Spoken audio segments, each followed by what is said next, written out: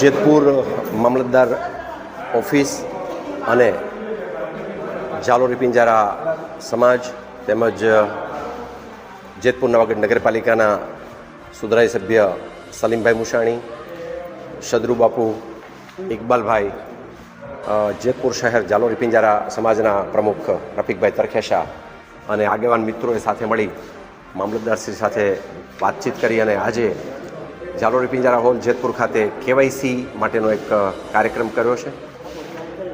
KYC ખૂબ જ જરૂરી છે એટલા માટે કે આપનું કૂપન કેવાયસી હોય એ હાલ તકે એટલે કે જેમ જેમ સમય જતો જાય છે એમ ડિજિટલ જે બધું બનતું જાય છે એની સાથે ખૂબ જ અત્યંત મહત્ત્વનું છે. ત્યારે મામલતદાર ઓફિસના કર્મચારીઓ પણ સાથે જોડાયેલા છે. આપણે એમની સાથે પણ વાત કરીશું. આજે જે કેવાયસીનો જે કાર્યક્રમ છે એના માટે કેવો પ્રતિસાદ છે લોકોનો પ્રતિસાદ સારો છે અને વ્યવસ્થિત રીતે વર્તન કરે છે બધા. કેટલા કેવાયસી થયા છે અત્યાર સુધીમાં? અત્યારે 32 કેવાયસી જેવા થઈ ગયા.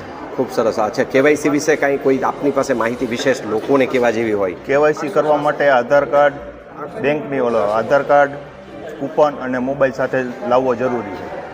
અચ્છા, અને કેવાયસી છે એમની અગત્યતા આપની કક્ષાએથી શું છે કે ભાઈ કેવાયસી કરવું જરૂરી છે?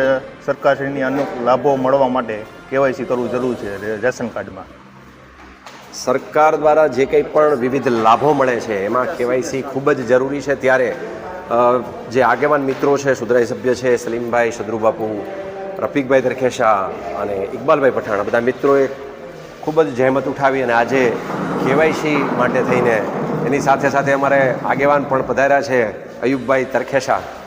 તો એમને પણ પૂછીએ કે ખરેખર આ કેવાયસીનો કાર્યક્રમ કર્યો છે તો શું કહેશો આ વિષય ઉપર? પ્રજાને જેટલા બને એટલા લાભ આપવાના. બીજું હું ખૂબ સરસ.